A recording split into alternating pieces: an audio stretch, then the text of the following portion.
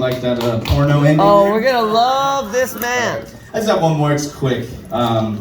So usually, a lot of my poems are about being bipolar, and a lot of times when I have bipolar freakouts, I don't know that I freaked out until after, and somebody in like a lab coat or someone close to me is like telling me that I freaked out, and so this is kind of about ways that I know that I'm reminding myself that I'm mentally unstable and that I need to remember that to stay stable. So here's that. I told him to do this one. He did tell me to do this one. I'm Rudy. You can blame me. Is there a test by which you can judge your own insanity? Can one moment or a series of moments help you to realize just how far you have shifted from lucidity into mental instability? Yes, I believe so, and for this reason I've completed for you a list of things which have shown me how mentally unwell I really am or have the capability of being. 1, I have 3 medications sent to 3 different pharmacies because I know which pharmacy is cheaper. I know whether or not they take my insurance. I know whether or not it's deductible or a copay. And I know whether or not it's cheaper to not use insurance and just pay for the $5.99 monthly fee for a GoodRx Gold membership and get the discount. Number 2, all 3 of my pharmacists have my date of birth memorized. They don't even ask for it anymore. Number 3, all of my medications are refilled on the 10th of the month. My birthday is July 13th. When I went to pick up my medications last July, one of my pharmacists says, "We were wondering when the birthday boy was going to show up." You're hopeless. I've been seeing the same psychiatrist for so long, they are on a first-name basis with all 3 of the pharmacists that I go to. It's true. When I was in the psych ward for the second time, another patient smeared some poop on the door of the room next to theirs, and I referred to the smeared feces in group therapy as hieroglyphics. I got in trouble. I can jerk off to more than 1 pornographic video at once. Like a multimedia masturbator. A simultaneous shaft stroker, if you would. I take such a high dose of antipsychotics that I can barely operate a motor vehicle. Number 8, my job involves me operating motor vehicles. Number 9, even if there was a military draft, I am ineligible because of psychiatric hospitalizations.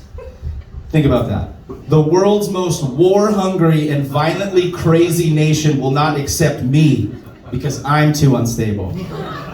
That's saying something. 10, I can't own a gun because of past hospitalizations, and the only thing that troubles me about that is that reduces the amount of ways in which I can end my life. And 11, finally, I got up on stage and tell you complete strangers more about me in this 5 minutes than I've told my therapist or my mother in 27 years. Thank you, guys. Yeah.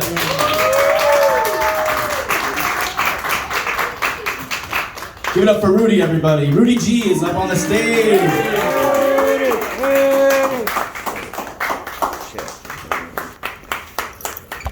I got it right here.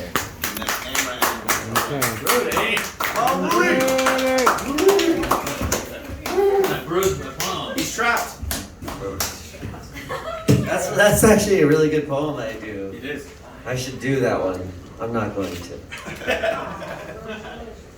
Because I want to talk about fun. I wish I had more fun. And more fun and in love. And more in love under the sun with my love. And then realize what makes fun so fun and freedom so great. Me, you, the country, my state, this region, my town. I would like to think about you. And I would like to think that about you is about fun and love. And then, and then if that were true, then I would love you. And I'd want to have fun with you. And I'd hope that you would still want to have fun with me. And I don't know about love, and all I want to do is go through the motions of ecstatic happiness forever and never die, and always to know this sweet love and this ode to love, fun, and friendship.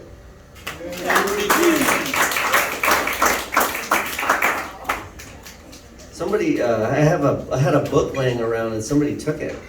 I don't know. I'm supposed to do that book. I'm supposed to read that from that one, but now I'm going to read from this one because of that. You know? And I just found this one, so sorry. But look, you know what? I'm just going to read this one. It's a self-pursuit. I'm in pursuit of myself. I propel my words into the ether and my destiny awaits, so I go with the flow. Dodge hot spots for blocks on my journey. Keep it real, in spirit, masculine. I can't help it that I'm a man. Keep intentions pure, be easy. Record the awesomeness as often as possible. Intake, smoke, and drink until it doesn't feel healthy, and then rest, reset, reset, reset, rest, reset. Beauty sleep, a must. Be loved, but no, this is a self-pursuit. Let my presence be felt as a comfort and a very special joy, a reflection to the inner person of the special person that I am accompanied with. That's you. This is, as of yet, still a self-pursuit. To pursue you and who I am to you. To pursue myself and know me. Hats off. I hope we can smile and have our kicks.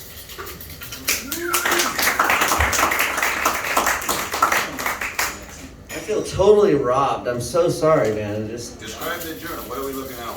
It's like this. This one doesn't have a cover. Like it's When's the last time you saw it? it's like it was like right here in this room and then it disappeared or was upstairs, but it's just gone. And it's like this, except it has psychedelic yellow. Whatever. He's probably the headliner. He's the only new guy here. Oh yeah, Mr. There's a chef on site. Okay. And I'm gonna, you know what? This actually fits perfect with this too. Okay, so this will be my final poem, so I'm not gonna take too long. We will gank you.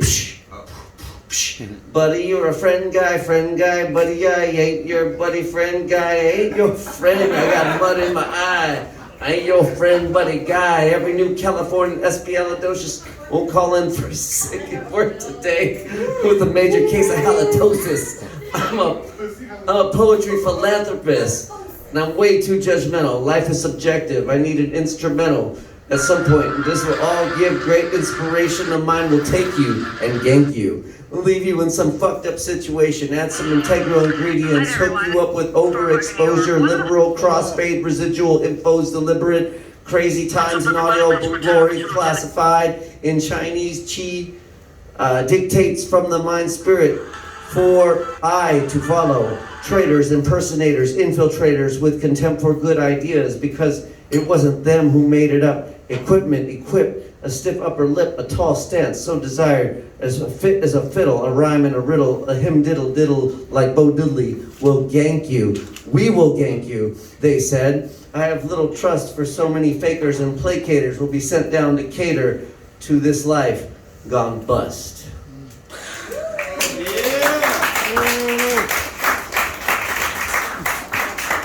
Yeah, Rudy. And the last poem went places.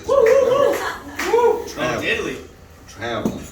Up next to the mic, we have a poet who uses their Instagram handle. I think that's a hint. He wants you to go to his Instagram. I was once friends with him on Instagram, but I quit because I got a problem. But please welcome to the stage. That was a joke. Instagram problem. Soft Boy Mumble, our friend Richard, come to the stage.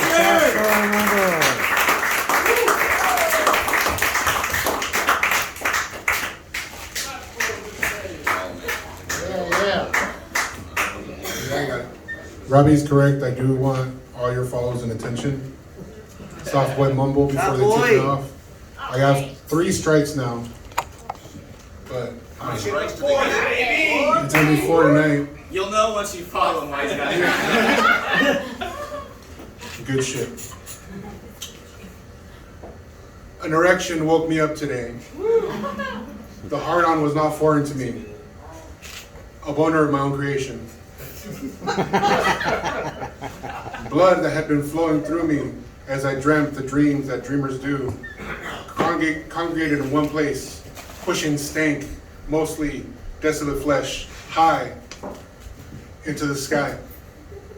Proclaiming with a booming voice, it's been a while, but I'm still here. Ready to learn, ready to love. Don't let the world beat you down, baby boy. I've been beaten into a blathering mess, and yet I stand every dawn and spit in the face of the sun. My erection's voice does not need a castle walls to echo. me read that again. My erection's voice does not need castle walls to echo.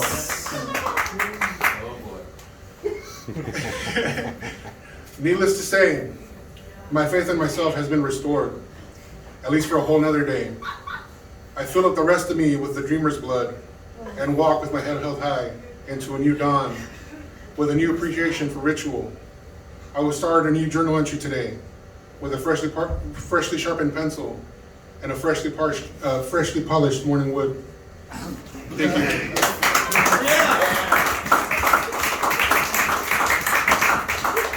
There was 4 different words for erection in that one. I'm pretty proud of that. Nice. I need drugs. I need drugs to write better. I don't like it. Maybe it's imposter syndrome. Maybe I just want drugs. Break my heart again. Give me something to say. Because lately I'm just fucking talking. I throw away all my poems just to write one thing that would move me.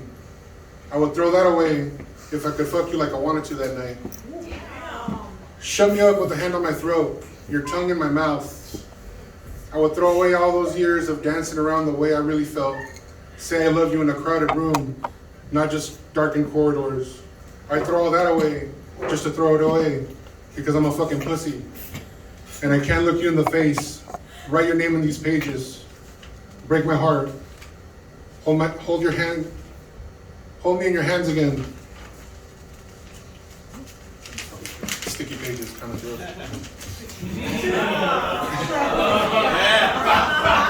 that one got it. Hey, man, the other one, I jacked off into the sun, whatever. Your words, so simple and sharp, hold so much meaning and weight. Your words make viscera of me, useless ribbons of a man. My words float up into the sky, pop like fireworks, but very quietly. My words had made a content creator out of me, beat the poetry out of my body, left me gasping and sobbing, not knowing if I should call for a lover or my mother. Freud will have his day in hell with me, only because Nietzsche refuses to acknowledge the afterlife. My words have brittle bones, fingernails castrated by nervous yellowing teeth. They only rake the dry dead earth, digging my grave teaspoons at a time. My words leave me with no inheritor to continue. My task, how do you answer that? My task, howling between mounds of earth and rotted roots. My words leave me a corpse with handfuls of dirt scattered on top of me, my own Antigone, incurring the wrath of the gods. Thank you. That's a soft boy with an I at the end, not with a Y. Please give me your attention. Bye.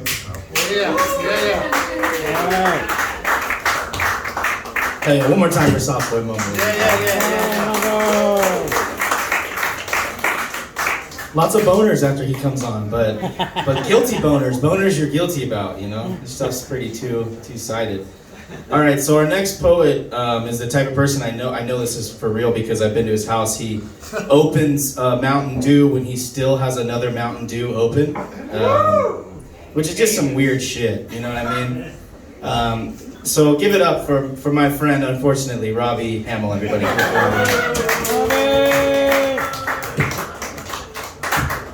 high. But thank you. That's how tall Trevor thinks of me in his mind. I got one poem for y'all. I will say, elementary school is a huge thing in my brain. My mother taught at the elementary school I went to, and there were some years there where home life wasn't that good, and Mom would stay at school till about 6 p.m. and I'd be there with her. The joy of an empty playground is gone in about 5 minutes. I can remember I went back when I was like 14. She was like taking the computers out of the school. She wanted my help with it. I had, when I was a child, set the high score on every computer game in every single classroom. And when I went back at age 14, I still had them.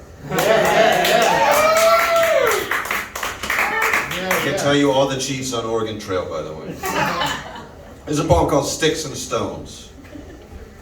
We were supposed to be doing math or some shit. I don't know. I don't remember that detail. 3rd grade is when I became bold enough to resent teachers. When my opinions began to bubble and be expelled, I would lay the pale facts of my little brain on other 3rd graders stuck with me in the classroom day after day.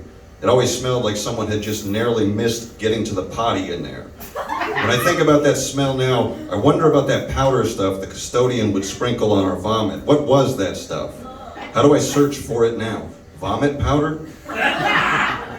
Anyway, I was telling Andrea Salas. She was kind of a bigger girl, not fat, just tall and could definitely beat me up. Those early years are marvelous in getting to know the other sex. The girls are often taller than the boys at a young age. How can you not fear them as a little ginger boy? Maybe the sins of my gender come from men overreacting to those early years when girls were so far up, your eyes only as high as their lips. They could make you look dunce at a game of handball or anywhere on the playground. Anyway, I was telling Andrea Salas how the Padres were going to the World Series, how we were going to play the Yankees, and it was a very big deal. I told her about Tony Gwynn, of course, and Ken Caminiti and Andy Ashby, our best starting pitcher. And I said, there's Trevor Hoffman, and when he runs out, they play Hell's Bells by AC/DC, and it sends chills all up your body, and you know something amazing is going to happen.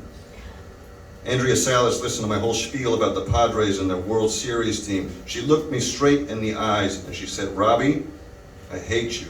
There was a silence after that, and the other kids looked away. I apologized for some reason. I said I was sorry. That was my instinct. The thought of being mean in response would come later, but I didn't know any words that would fix hatred back then. I'm not sure I know any now. For that matter, I didn't know words could turn on me like that and keep punching until my hair starts fading auburn and white 2.5 decades later. The Padres lost in 4 games, but I don't remember that.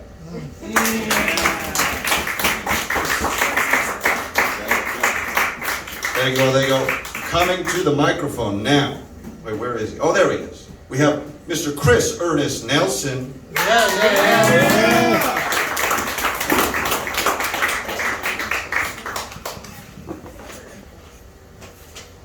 Thank you.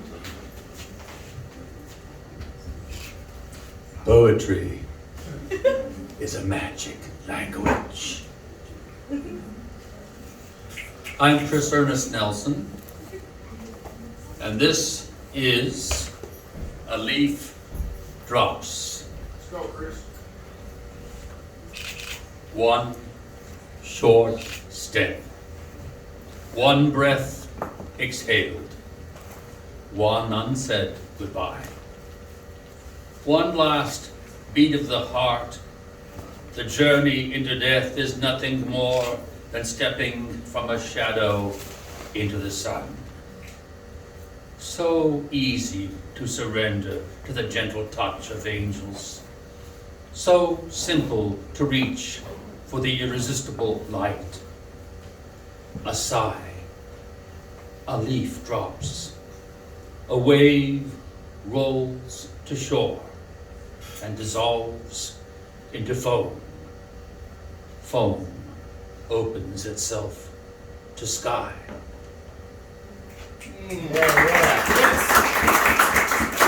Thank you. And this is a promise. He never had a real lover, but he had been deeply touched by love. Always one hand on the door, not one look back, not one kiss goodbye, no word of farewell. There were passions, yes, and deep pool eyes, even declarations of love, but never a promise of love, nor confession of desire. He had trembled in the exercise of love, but he had never slept warmly in its comfortable embrace. He had never been a friend to love, but she had been a periodic visitor, a welcome knock at the door, a casual hello, and a departure without remark. there always remained the empty longing, even an occasional sadness, but never any real loneliness. The emptiness in the core of his being had made room for a promise to grow, a promise of patience, a promise of compassion, a promise of wisdom. In the vast, empty space, a great thing had grown, a profound and beautiful thing, a permanent and changing thing. Yeah. Thank you very much.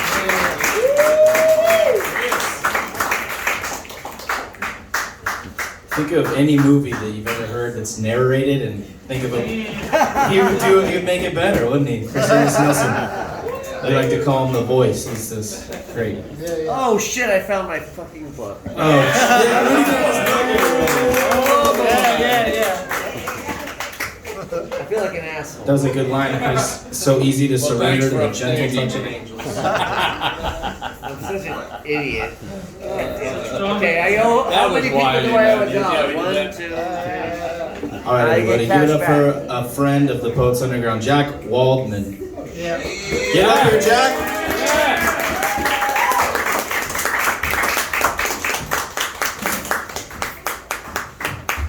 Hey folks, Hey, Jack. I wore my Pirates hat today, originally for 2 reasons, but now for 3. The first reason was I saw the headliner was an Easterly like myself, and I wanted to identify myself the same way. The second reason is I want to tell San Diego folks that people been getting their ass beat by the Phillies for a long time, so don't even worry about it. The third reason is to say, I don't know, when you mentioned the Tree of Life shooting, it sent chills down my spine because I was in Pittsburgh at that time, and I was living really close to Squirrel Hill in a neighborhood called Bloomfield, if anyone's familiar. And it's just important to say that, I don't know, it's very powerful to have a room full of people and to know that, for the most part, they got your back. And I want to say that if anyone here's in trouble, I got yours. Yeah. I'll see you on the street. Trust me, I look tough, but I'm a total pussy. And in light of that, I have a political poem to read myself. This was written just after Biden was elected.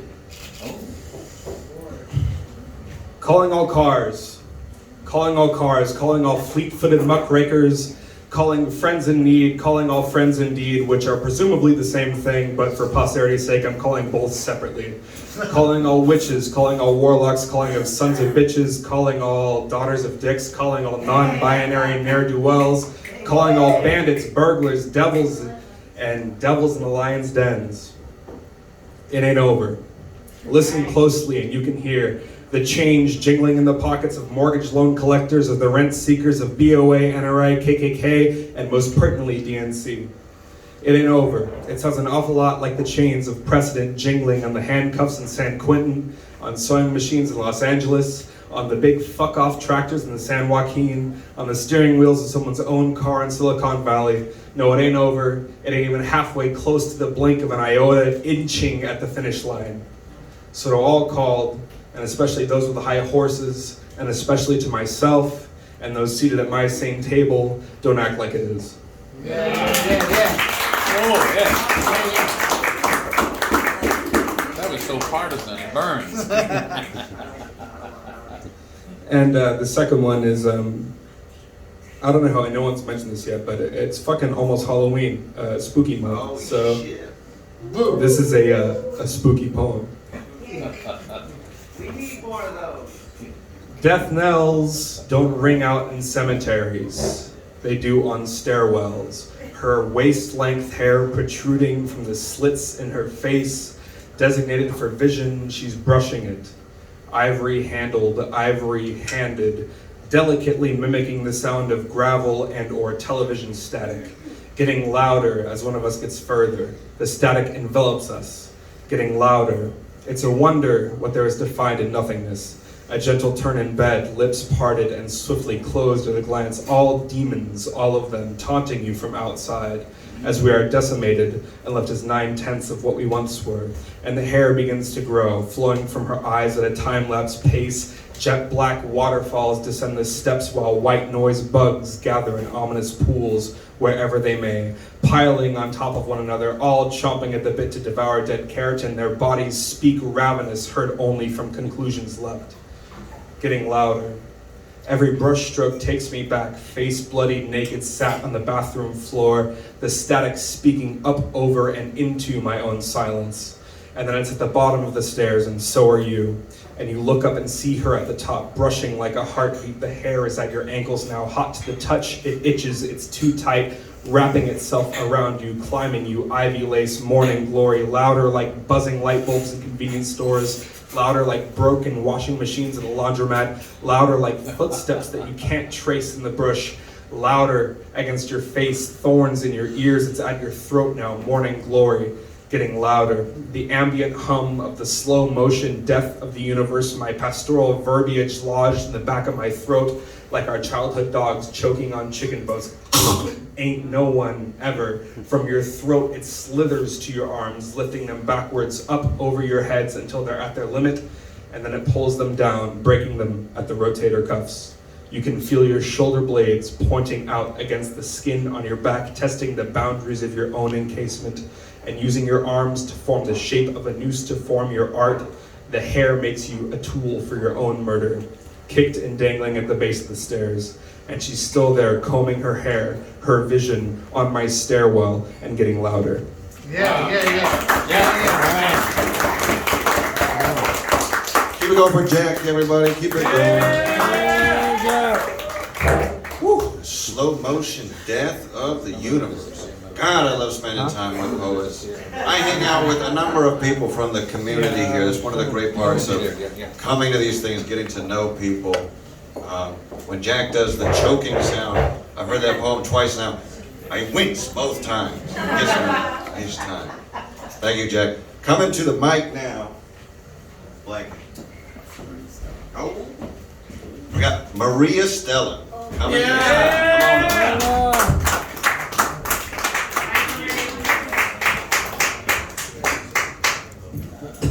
Every day is Halloween, so for me.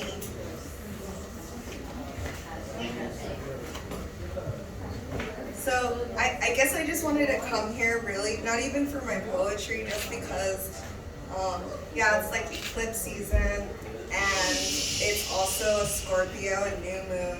It's not a time for manifesting, but it is a time for taking advantage of anything that you're trying to release that is holding you back, anything that is making you hold back from being your truest, best, authentic self.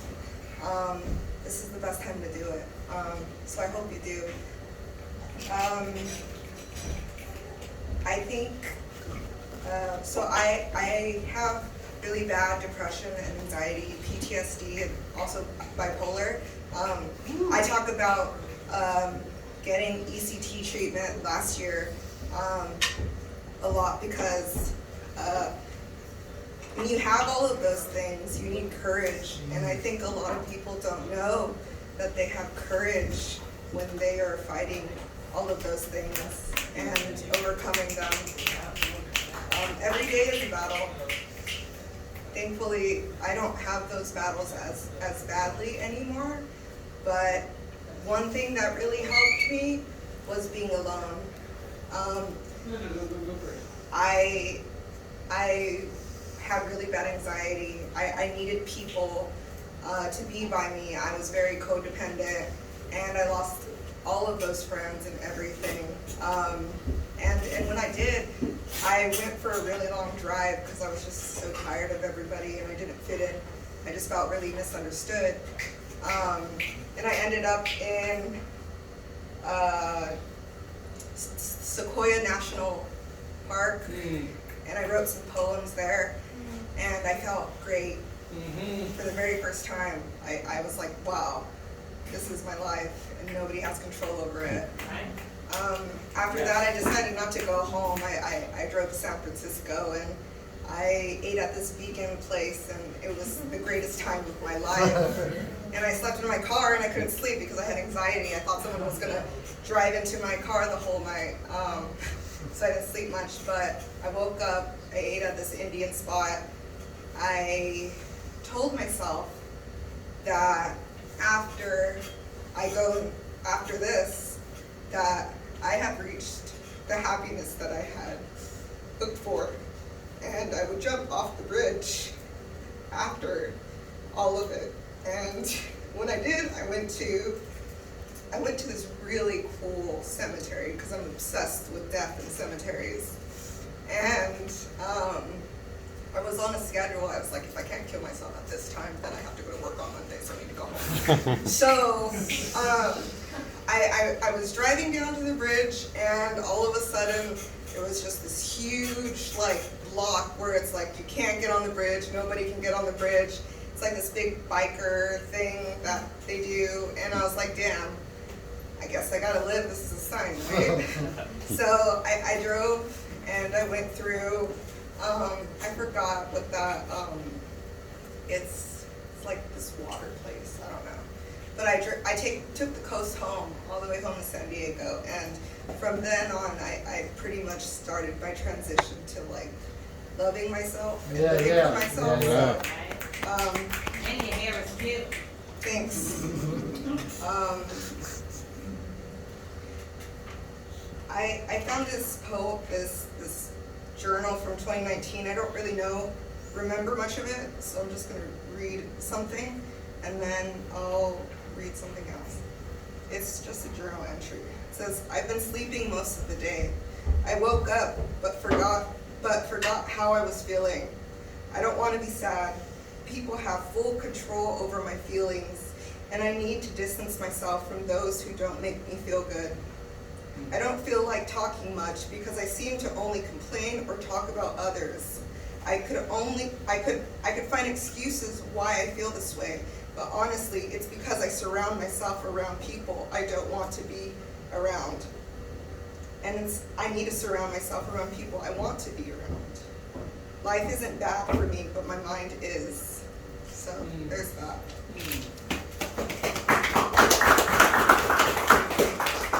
Also, I'm on a lot of medication too, and if you need to get on medication, you should. Why not? And then this is just another poem that I wrote in 2019 when I loved myself. Making my own memories is the greatest gift. The absence of others is guaranteed bliss. In the future, I'll look back with only me in mind and no one else that would have left tainted pictures in my mind. Thank you.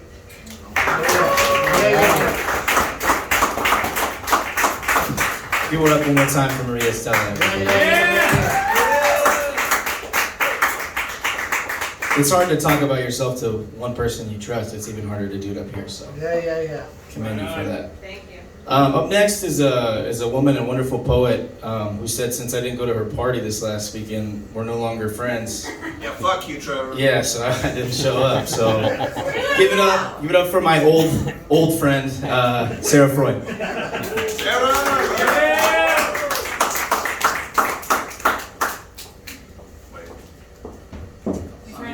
Hey! You're the same height? Yeah, but I had heels on.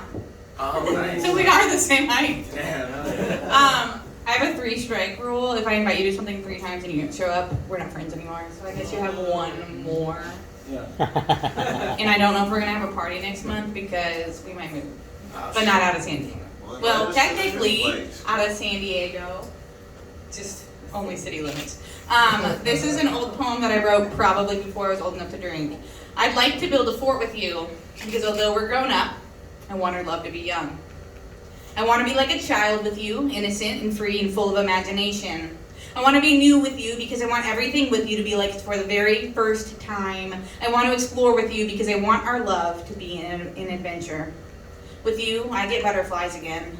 feeling like I'm about to take off. You send me flying through the air, but my feet have never left the ground. You have blue eyes that make my heart dance rhythmically faster than it did an hour ago. You're on my mind, and I want you to stay there subconsciously forever. I have been held down by those who came before you, so let's forget them. Because I want you to be my first. I wish I could fall for you all over again every day for the rest of my life, but yet I find myself afraid. Because although you've got me floored, I don't want to be left lying on the floor. I don't want to be used and then left because I've been there before. I can't afford to be broken again, ripped down to the core. So if you see me running away from you, chase me. You've already caught me once before. If my walls come falling down, please don't break me. I don't know if I'm capable of closing this door. I think I want to be in love with you because I've never used to think it was possible. But I'd like to spend my life with you because that didn't used to be plausible. But first, can I just build a fort with you? Because instead of acting so old, I just want to be young.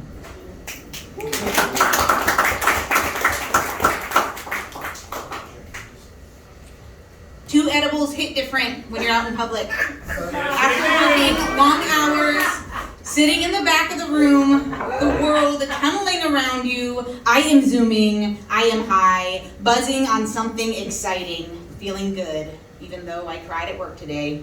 My brain is fucked up, disassociating. So many poets are sober now. So many poets are drunk. We all feel things differently. I mentioned to a friend that I feel guilty, that I'm innocent. I've never broken the law, at least not before 23. Nothing worse than weed and speeding down the highway because 80 is super fast in a Mazda Miata. And you could ask, who would let their 16-year-old drive a Mazda Miata? But a Mazda Miata is much too small for losing one's virginity, not really realizing that I was too afraid to have sex, let alone in public where someone might see me. Remember, if the world isn't watching, God is.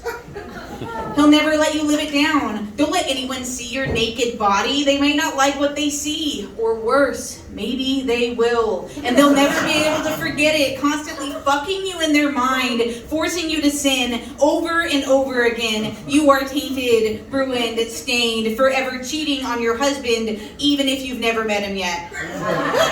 I've forgotten how to be anyone else than who I am right now. I feel sick, I feel broken, I feel everything and nothing at all. I feel ashamed at myself and my body. I want to empty out my mind all over myself, all over the page. My heart is racing ahead of me, too fast for me to keep up, worried I will trip over my anxiety and fall back into my depression that I thought I had climbed out of, reminding myself that I'm too heavy to climb anymore, or maybe I'm just not strong enough.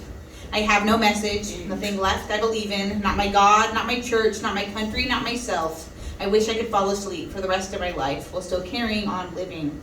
And I know eventually I will, falling asleep in somebody else's dreams, no longer searching for some deeper meaning. But would I even be entertaining any of this if I didn't need to entertain myself? Yeah.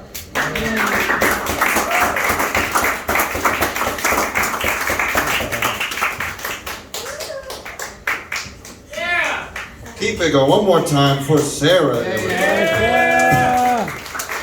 That was dope, man. I love the theology of shame. That is fucking powerful. I like that. I relate too much. Yeah. The party was dope, Trevor. You blew it. Should have done that. Coming to the microphone now, the propaganda poet.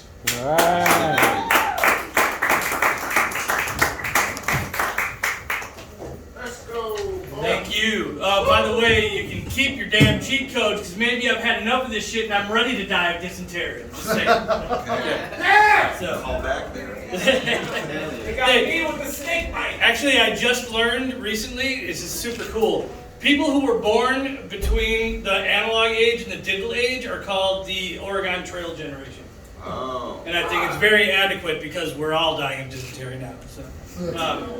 Okay, so I'm going to go ahead and start with a Halloween love poem, because Halloween's coming up.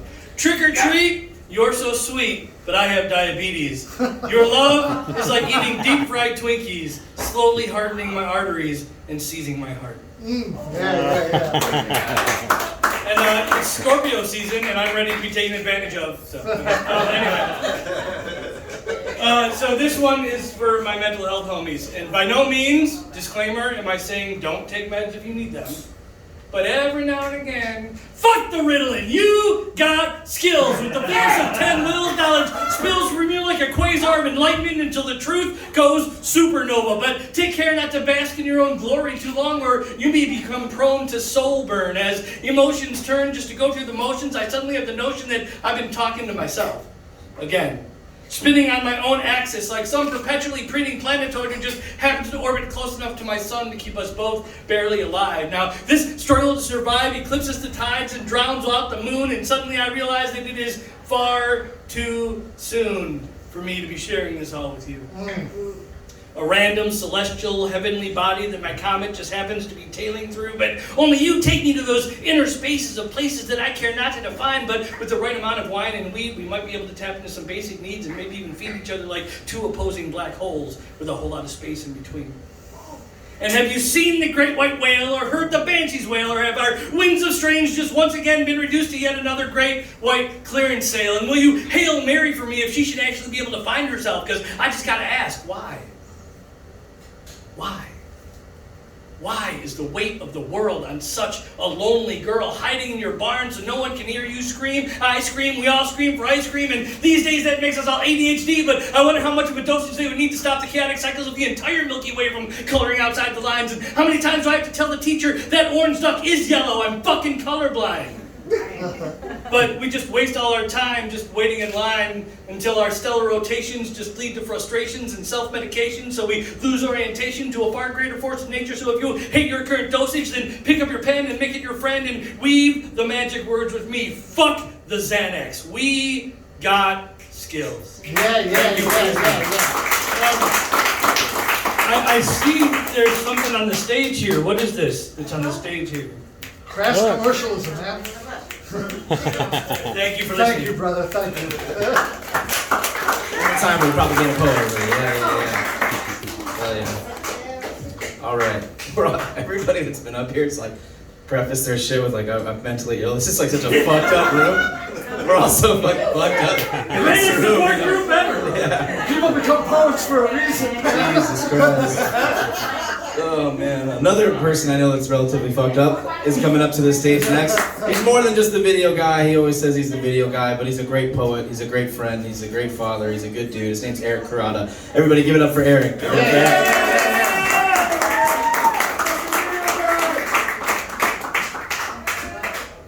Eric. Please submit to kindofbum.com. It's the coolest magazine. Oh, he runs a magazine too. Yeah. The dopest magazine in San Diego. kindofbum.com, submissions at Put your shit kindofbum. out there. He'll publish your shit. Yeah. Alright, so this one's called Cheap Booze. Vegas isn't good for me. But my sister calls me the man of the house now. Now that dad and brother are gone, left one after another. My mind still hasn't caught up to it yet. And Vegas isn't good for me. Weekdays and weekends are an ocean of booze, with the same friends and the same things, the same sea monsters from before. I left for California, and it wasn't much better there. And things don't get better here. And the very best, they stay the same. The slippery slope is downhill, and I'm slipping down. I'm blacking out every day, and I feel empty, and I feel alone. Maybe I need those two men more than I care to admit. I never got along with my father, but he's still my father. And my brother, I always knew he'd go out the way he did. Heroin was his death sentence, but it made me feel restless before it happened. Because I knew it was going to happen, and I knew I would have to come back to Vegas. It was only a matter of time, and the time has come. It's 2 p.m., drinking with the same monsters underneath, and my friends are here laughing and joking, and I have no plan of stopping when the Vegas booze is this cheap. Thank you. Yeah.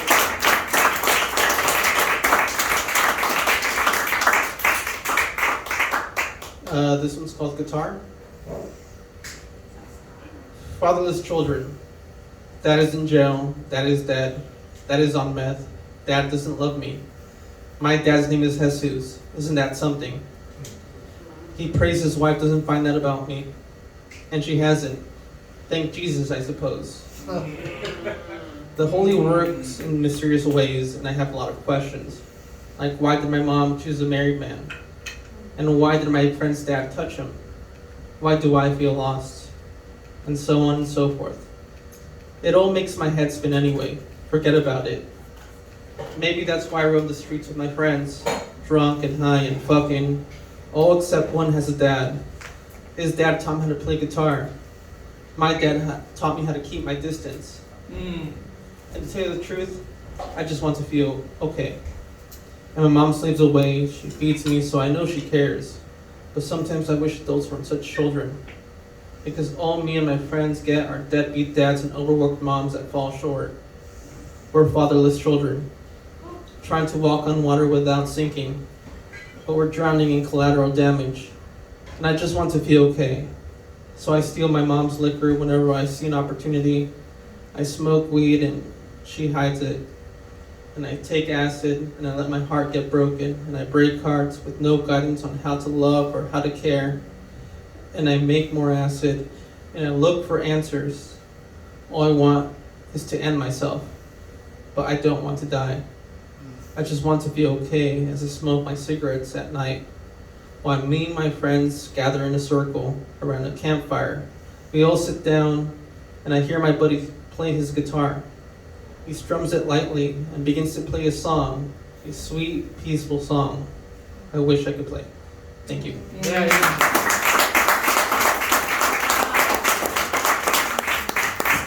Thank you, Eric. Man, folks, he calls the magazine Kinda Bummed.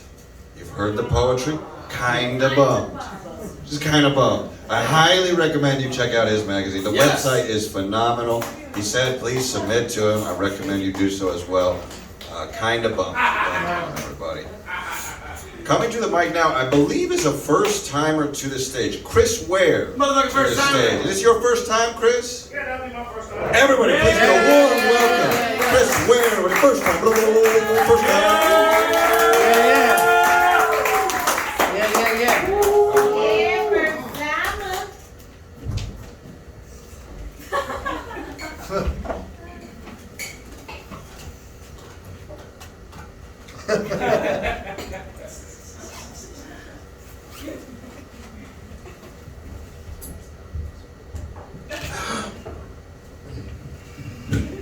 Shit, I fucked up. Oh God, this is a little broken. I shouldn't have touched it.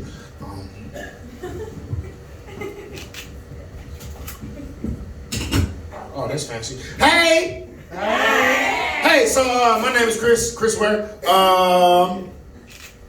I've been the guy that's been in the back that's been really loud all night. But like, that's fun. That's what we do here in these places, in these spaces where we have these people who share these bits and pieces of their souls and give them all out to the rest of us. So let's give a round of applause for everybody who's been on stage. Yeah. Let's also give a round of applause to the Acid Underground, where we are at right now. This nice, beautiful space. This is a adult space.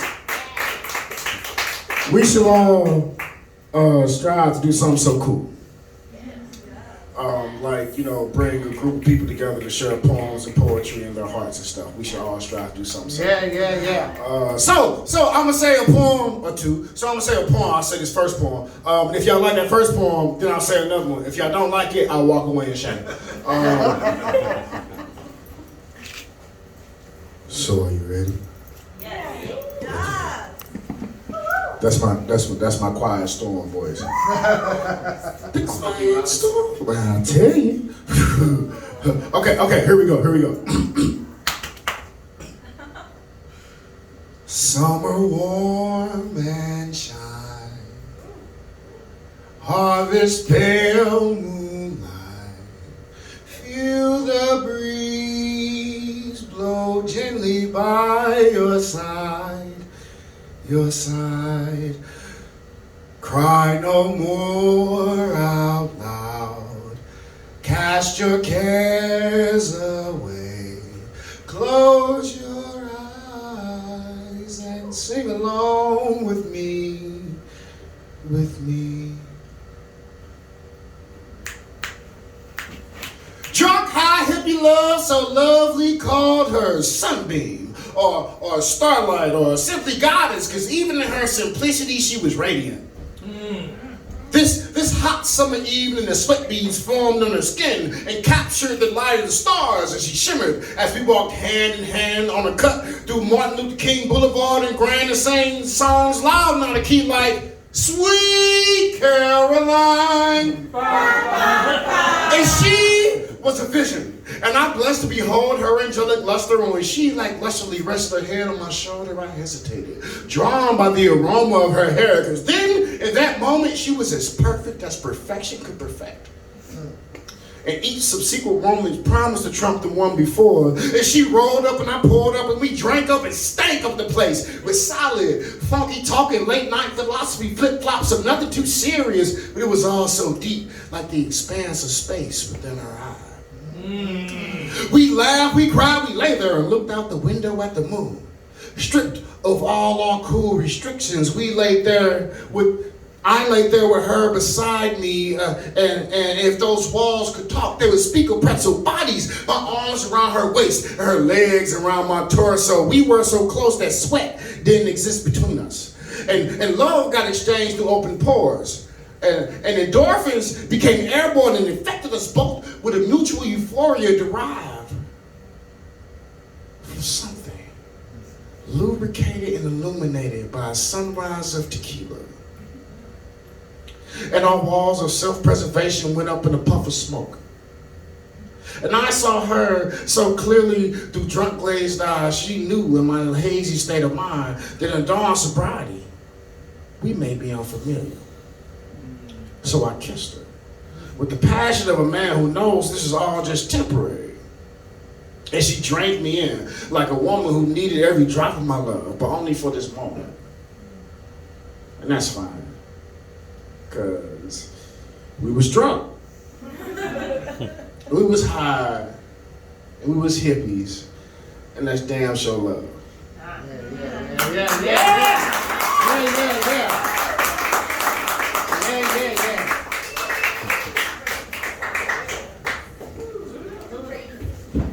It was the middle of January. It was the middle of January. It was. The middle of January. And I had just left my job as a valet runner. And it was beginning to snow. As I walked down the street, I passed this old guy that was sitting with his back pressed against the glass of a bus stop, taking slow drags off a long Maverick cigarette that had been battered at the bottom of his pocket. Smoke seeped from his nostrils like clouds of poisonous cyanide. His hair was a matted mess that would best any comb. He sat there, humming a tune they no longer play on the radio. His black leathery skin was scuffed up, rain-soaked and pulled taut to dry over his bony skull like animal flesh over hollowed out tree trunks to make congos, raising wrinkles on his pruning fingers, tightly pinching the fiberglass tip of his cancer. He looked down at the ground. He threw it down on the ground that was littered with bits of paper bags and shards of Snapple bottles and urine, and stamped it out with boots that had been worn 1,000 miles past relevance. Then he looked at me with droopy eyes and words that were said with last night's vodka and this morning's spirit. Hey, man, hey! You got some change I can hold so I can catch this next bus? And I contemplated his request for the coins that I most certainly had at the bottom of my pocket, and how hard I worked to get them there, and how desperately I needed them. See, he thought I was somebody who was much better off than he was, and I wasn't. He didn't know I was on my way home from work, home from waiting back and forth for 16 hours in the muddy snow with a bag back and sore ankles and ice frozen to my mustache. And this little change was going to sponsor some change in my life, granted. Those crushed red velvet seats leaned all the way back to make a comfortable bed. But I got tired of sleeping outside, especially on nights when the temperature dropped lower than little girls trying to play grown-up. See, this wasn't life worth living for me. I needed a change that you won't get just sitting and waiting. A change that you won't get with your hands pushed out begging. A change that you won't get with your fingers clasped simply praying. Everybody knows that faith without works is dead. And I had faith in myself that I would not die. See, you have to affect change, not just be affected by change, be what got changed. You gotta dig in and persevere. The question is not if a tree will fall or if the mountain will wear away, but how long will it stand unmoved? Rock solid, deeply rooted, suited for the battle with the elemental whipping winds and rushing rains, blazing sun and unruly earth. For change, I knew I had to work and work damn hard. If I didn't want to be stuck there, sleeping in that car. With 3 pair of pants, 2 shirts, 4 jackets, and a pocket full of tip money. And here, this old vagabond had the sure audacity to ask me for my hard-earned salvation. So I looked him right in his eye.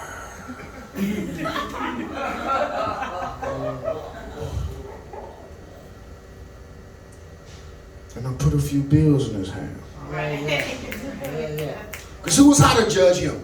Who was I to say that he had not tried with everything he had and ended up sitting here on this bus stop waiting to be picked up by change? And I suppose I was driving that bus for him. And he jumped up and hobbled off to his next drink. And I was just happy for the example of what I never wanted to be. Just sitting and waiting for change. Yeah.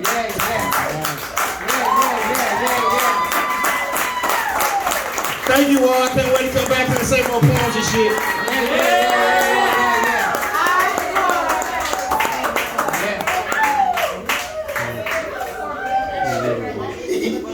Keep going, bring that back. Fuck yeah. I hope you guys know you just witnessed a master at the craft. Fuck yeah. Somebody that's completely mastered the art of spoken word. Thank you. Up next, we have somebody that I don't think I've met, and I hope that I'm pronouncing your name right. Is it Alois? A-L-O-I-S. Knight. He nodded, yes. Oh, it is? Oh, my bad. I'm sorry. I can't see with the lights. Coming to the stage. Yeah, I'll put you on the list. Of course. Eloise to the stage. Alois to the stage.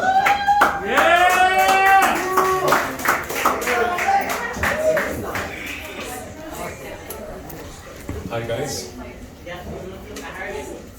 It was just an illusion, ringing in my ears. Dolly's bed clocks just passing by the years. A harp with no strings, fingers with no rings. Lost at sea, a shipwreck, unbound destiny. Heartstrings strummed for an elusive heart. Your smile invites warmth, that of sweet cherry tart. Only a smile, no more or no less, than what it says. Like a moon without its shadow-manipulated crescent, a sun with no rays. You shine so radiant only from a distance, admiring you from afar to keep me at bay. There's so much more to you, I wish I could say.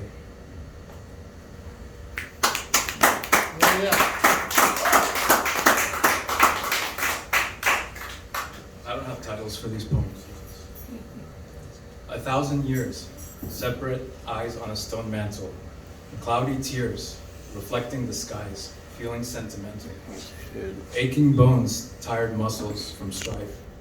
1,000 years seems like eternity, yet just a minuscule of life. 1,000 years, where did you come and go? 1,000 years and 1,000 eyes that just won't know what it's like to touch stone.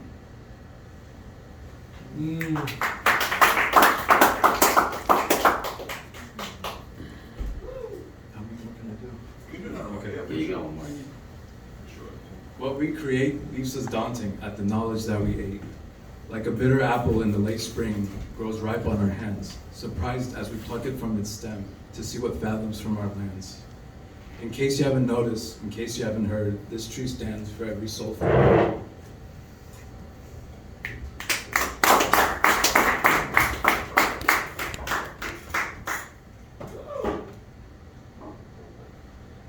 Adamant heart, that is what I once wished for, to be rough around the edges, to never open the door. Feeble-minded fool I am, to think that once was will always be, sprouted and rooted from the same soil of the same tree. Adamant heart is of falsehood, torn and broken apart, as it was just mere glass and lies, reflecting on its mirrors, so clear yet elusive to my eyes. Yeah. Thank you very much. Keeping it one more time for Eloise. Back from the bar. Okay. Up next, I'm not sure if I know who's performing next. Serena, to the microphone. There was also a redacted name on the. Oh, let's snoop this out. Let's figure this out. Is that Landon Powell? No, it's just like it's all scratched out and redacted. She'd still like. Oh, completely redacted. Yeah, completely redacted. Well, wait. Who do you want to come to the stage? She would like to still go. What's your name? Sabrina. Sabrina, please. Everybody, welcome Sabrina to the mic right now. Is this your first time here? Everybody, come on.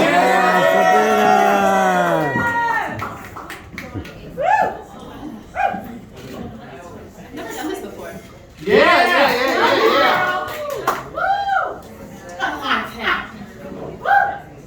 No title.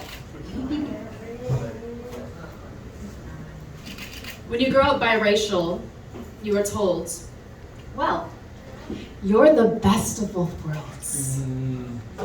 As if black alone, well, that's just too black. You have the prettiest skin. Oreo, half and half, half breed, hybrid, mocha, Milano, white chocolate, mulatto.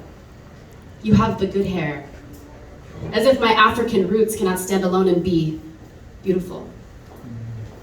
I hear you have perfect skin tone, perfect lips. They're the right size. As if I should be flattered that I'm a mix and not a full-bred nigger. And I'm tired of covering up my roots to feel acceptable and beautiful. I am tired of desiring a body that is not mine. Staring myself down in the mirror, just wishing I had thinner thighs. I am tired of laughing at the jokes that insult the other part of me. I am tired of shaming the way my ass so confidently claims this place without my say-so. The way my hips so proudly state, I am fucking here. The way my skin drinks in the sun, as though it was aching for a bit more shade. It's funny how my roots demand acknowledgement and I refrain and take cover in darkness. Concealing my darkness only takes me back into my darkness. My brown skin, my melanin, I am that. And I will no longer ignore, degrade, evade, or persuade myself otherwise. I am a person of color and I wear it proudly. I deserve to be seen in all of who I am. I will no longer oppress myself the parts of me that come from such deep oppression already. I hear you, I see you, I feel you. I will give you expression and voice too.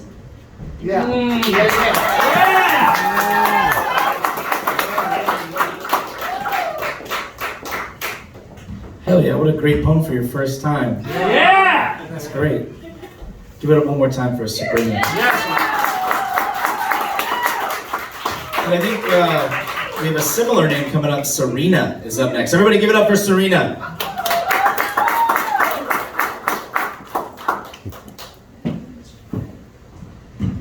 Hello. This one is called Perspective Shift.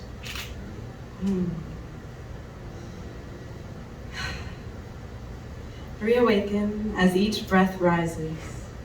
Rejoice as morning sun kisses your skin. Realize as ripe fruit drips down your lip. Recognize the familiar melody of the moment hearkening us home. In remembrance, in resplendence, we are able to see. Life here on earth is the heaven we seek. Sweet hints of truth drawing us closer, an invitation to divinely attune. To the abundant pleasure flowing through us endlessly, each moment's beauty exposed and expressed for those ready to receive ultimate union's caress. For the bliss of being human is only a perspective shift away.